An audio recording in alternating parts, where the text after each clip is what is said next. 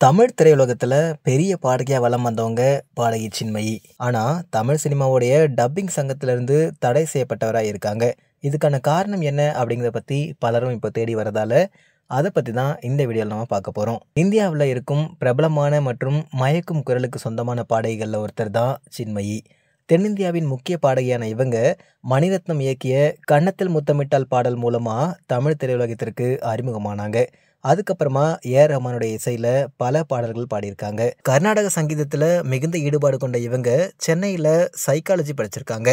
இவங்களுக்கு தமிழை தாண்டி தெலுங்கு, ஆங்கிலம், ஹிந்தி, ஜெர்மன், மராத்தி ஆகிய மொழிகள்ல சரளமா பேச தெரியும். இவங்க பாடகியாக மட்டும் இல்லாம பல நடிகைகளுக்கு வாய்ஸும் கொடுத்திருக்காங்க. முதல்ல கொடுத்த குரல் ஜில்லுன்னு ஒரு காதல் திரைப்படத்துல பூமிகாவுக்கு தான். அதன் பிறகு தொடர்ந்து தமன்னா, சமந்தா, த்ரிஷா அப்படின்னு பல நடிகைகளுக்கு குரல் கொடுத்திருக்காங்க. அதுலயும் குறிப்பா விண்ணை தாண்டி வருவாயால த்ரிஷாவுக்கு ஜெஸ்ஸின்ற கேரக்டர் கொடுத்திருந்த வாய்ஸ் எல்லாருக்குமே ரொம்ப பிடிச்ச வாய்ஸா இன்னைக்கு வரைக்கும் இருக்கு. இப்படி இருக்கும்போது சில வருஷங்களுக்கு முன்னாடி தமிழகத்துல மீ டூ அப்படிங்கிற பிரச்சனை தலை தூக்குச்சு. தமிழ் சினிமாவில் இது குறித்து பெருசா பேச காரணம் பாடகி சின்மயி தான். இவங்க பாடலாசிரியரும் எழுத்தாளருமான வைரமுத்துவிற்கு எதிரான பாலியல் குற்றச்சாட்டுகளை அடுக்குனாங்க. இந்த பிரச்சனைக்கு அப்புறமா சின்மயியை பலர் ஆன்லைன்ல பர்சனல் அட்டாக் செய்ய ஆரம்பிச்சாங்க. நகைச்சுவைகளுக்கும் கேலி கிண்டல்களுக்கும் ஆளாக்கப்பட்ட சின்மயியை மேடை நிகழ்ச்சிகளிலையும் திரையுலகிலையும் காண முடியவே இல்லை. பலர் இவர் வைரமுத்துவிற்கு எதிராக பேசியது தான் இதுக்கு காரணம் அப்படின்னு சொன்னாங்க.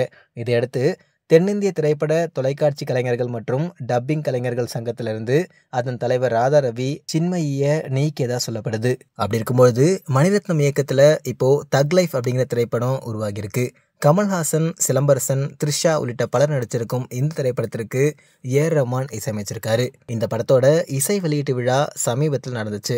இதுல பாடகி சின்மயி முத்தமழை அப்படிங்கிற பாடலை பாடியிருந்தாங்க. தக் லைஃப் படத்துல இடம்பெற்றுள்ள முத்தமழை பாடலை தமிழ்ல ஒரிஜினலா பாடினது தி. ஆனா இசை வெளியீட்டு விழாவில் சின்மயி இந்த பாடலை பாடியிருந்தாங்க.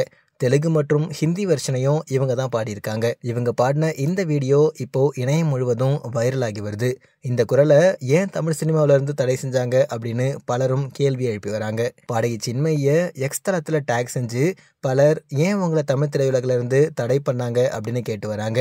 அதுக்கு பதிலளித்திருக்கும் சின்மயி லியோ திரைப்படத்துல தன்னோட குரலை பயன்படுத்தியதற்காக அந்த படத்தின் இயக்குனர் லோகேஷ் கனகராஜிற்கு டப்பிங் சங்கம் சார்பில் கடும் கண்டனம் தெரிவிக்கப்பட்டதா சொல்லியிருக்காங்க. அதோட தன்னோட குரலை டப்பிங்கிற்காக ரெக்கார்ட் செய்தவர்கள் யார் அப்படின்னு கண்டுபிடிச்சு அவங்களையும் தடை செய்ய முயற்சிகள் மேற்கொள்ளப்பட்டுள்ளதாகவும் சொல்லியிருக்காங்க. இந்த போராட்டத்தை தான் 6 வருஷங்களா போராடி வருவதாகவும் அவங்க தெரிவிச்சிருக்காங்க. மீ2 பிரச்சனை எழுந்தப்போ அன்னைக்கு சின்மயியை கலாய்ச்சவங்க கூட இப்போ முத்தமழை பாடல் வைரல் ஆனதுக்கு அப்புறமா அவருக்கு ஆதரவா குரல் கொடுத்து வராங்க. ஸோ சின்மயியோடைய இந்த பாடல்லாம் உங்களுக்கு ரொம்ப பிடிக்கும் அப்படிங்கிறத மறக்காம கமெண்ட்ல போடுங்க. இது மாதிரி மேலும் பல விஷயங்களை தொடர்ந்து தெரிஞ்சுக்கணும் அப்படின்னு நினைச்சீங்கன்னா மறக்காம ஃப்ரூட் மிக்சர் சேனலுக்கு சப்ஸ்கிரைப் பண்ணுங்க.